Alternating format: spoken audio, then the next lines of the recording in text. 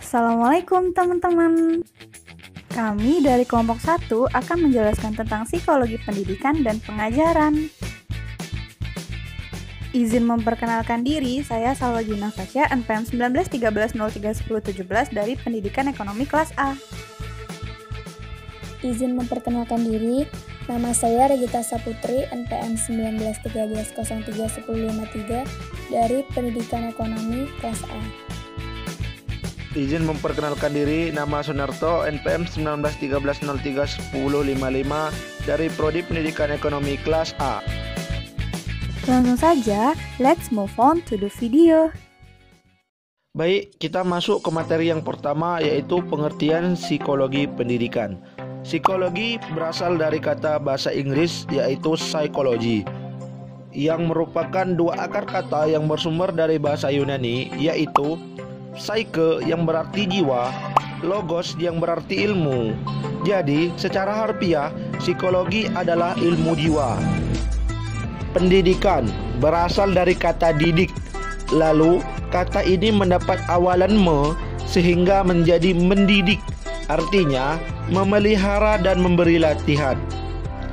Sedangkan pendidikan menurut Kamus Besar Bahasa Indonesia adalah proses pengubahan sikap dan tata laku seseorang atau kelompok yang dalam usahanya mendewasakan manusia melalui upaya pengajaran dan pelatihan. Lalu, apa sih pengertian psikologi pendidikan secara keseluruhan? Menurut Muhyiddin Shah pada tahun 2003, psikologi pendidikan adalah sebuah disiplin psikologi yang membahas masalah psikologis yang terjadi dalam dunia pendidikan.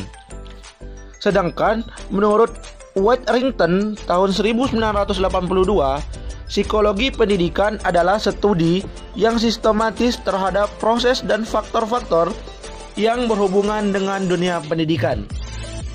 Jadi, pengertian psikologi pendidikan dapat disimpulkan bahwa psikologi pendidikan merupakan disiplin ilmu psikologi yang mempengaruhi proses belajar mengajar dalam dunia pendidikan.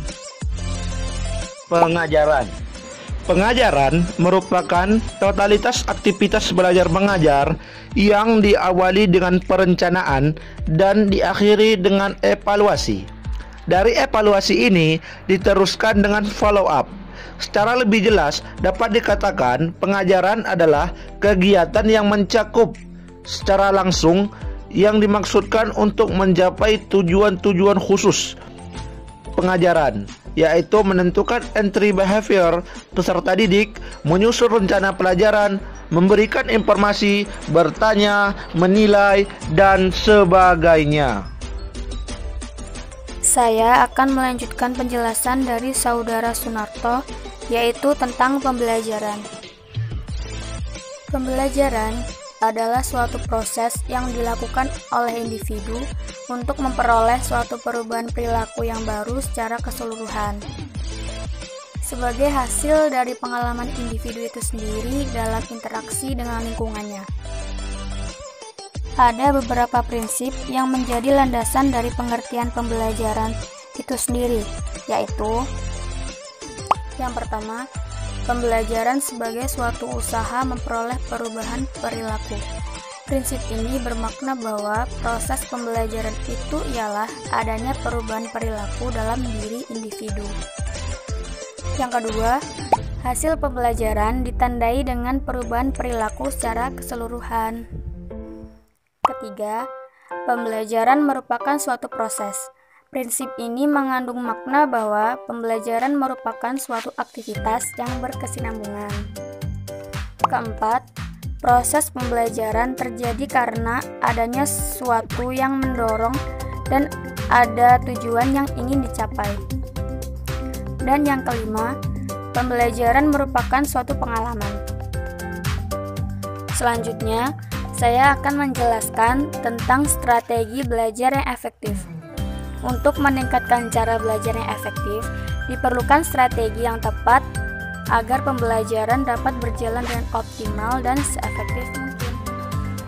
Dalam melaksanakan strategi tersebut, juga diperlukan beberapa hal, yaitu prinsip-prinsip belajar. prinsip belajar merupakan cara untuk mencapai pembelajaran yang efektif. Dengan adanya prinsip belajar ini, akan terjadi sebuah perubahan bagi peserta didik yang signifikan. Di antaranya, ada perubahan yang disadari dan perubahan yang berkesinambungan. Kedua, esensi belajar. Esensi belajar yaitu ada perubahan seluruh aspek pribadi, proses yang disengaja dan disadari, terjadi karena adanya dorongan atau kebutuhan yang ingin dicapai, dan bentuk pengalaman yang sistematis dan terarah. Ketiga, rangkaian aktivitas belajar, yaitu adanya kebutuhan dan tujuan, yaitu dengan merasakan adanya kekurangan. Selanjutnya, kesiapan untuk memenuhi kebutuhan. Pemahaman situasi, yaitu dengan melihat aspek yang terkait dengan belajar. Lalu, menafsirkan situasi, yaitu hubungan berbagai aspek, dan respon dalam aktivitas belajar. Keempat, hasil pembelajaran. Hasil pembelajaran itu ada informasi verbal, kecakapan intelektual, yaitu diskriminasi, konsep konkret dan aturan, strategi kognitif, sikap, dan kecakapan motorik.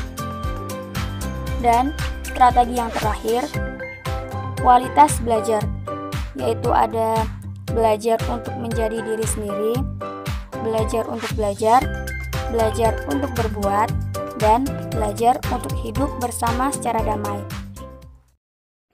Selanjutnya, saya akan menjelaskan tentang teori-teori psikologi dalam pengambilan keputusan di kelas. Decision Making Theory.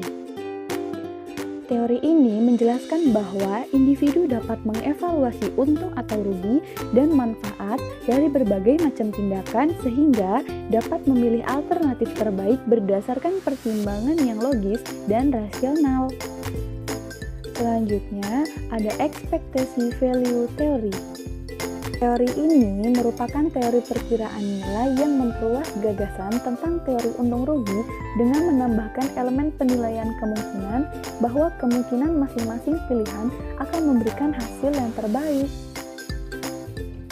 Tahap dalam mengambil keputusan: penyelidikan, perancangan, dan pemilihan. Kemudian ada 4 gaya pengambilan keputusan. Gaya direktif. Gaya ini cenderung lebih efisien, logis, pragmatis, serta sistematis dalam memecahkan sebuah masalah. Gaya analitik. Gaya ini sangat suka menganalisis situasi, mengevaluasi lebih banyak informasi serta alternatif daripada pembuat keputusan direksi. Gaya konseptual.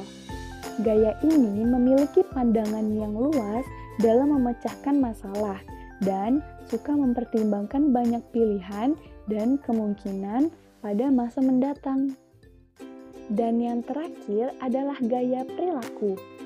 Gaya ini bekerja dengan sangat baik dengan orang lain dan menyukai situasi keterbukaan dalam pertukaran pendapat.